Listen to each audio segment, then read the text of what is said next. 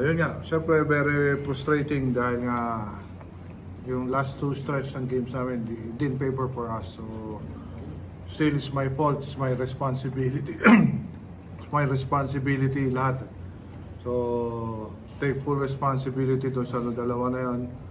So ang ano lang, syempre we need to move forward and we need to prepare against Lasal on Saturday. So yun yung something to look forward, consolation para sa amin. Pero yun nga, hopefully ma-turn things around. Pero yun nga, kahit pa paano, medyo malaking obstacle. So hopefully talagang maging healthy na talaga yung mga players ko para at least maging maganda rin talaga yung magiging laban. Kasi the result, madali na yung result eh. So yun nga yung sa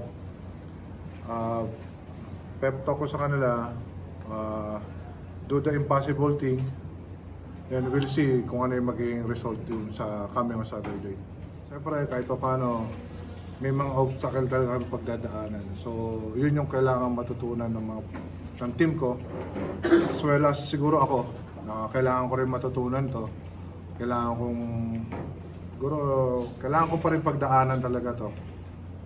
Para hopefully coming to Final Four or better future games whatsoever, maging handa pa rin talaga. So, yun nga. Siyempre kahit pa paano masakit, pero still kasalanan ko pa rin yan. It's all boils down on me pa rin talaga. So, we'll see coming on Saturday. Talagang we will do the impossible things. We will turn things around para at least maging maganda yung approach namin coming to the game. Si Nash, tapos yung ibang may nila, ilang percentage sila at this point? Actually si Nash, medyo hindi pa ano yun talaga. Kita nyo naman, medyo magapa yung pitch niya eh. So he try her best lang. Siyempre kahit pa paano, meron pa rin ano yan. May impact pa rin talaga yun. So even Kenshin. So, pero ayoko i-dwell kung ano man yung nangyayari sa amin na yan eh.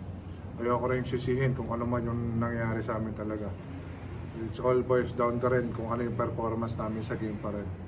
So, yun nga, medyo hindi na maganda yung performance namin coming to the end of second round.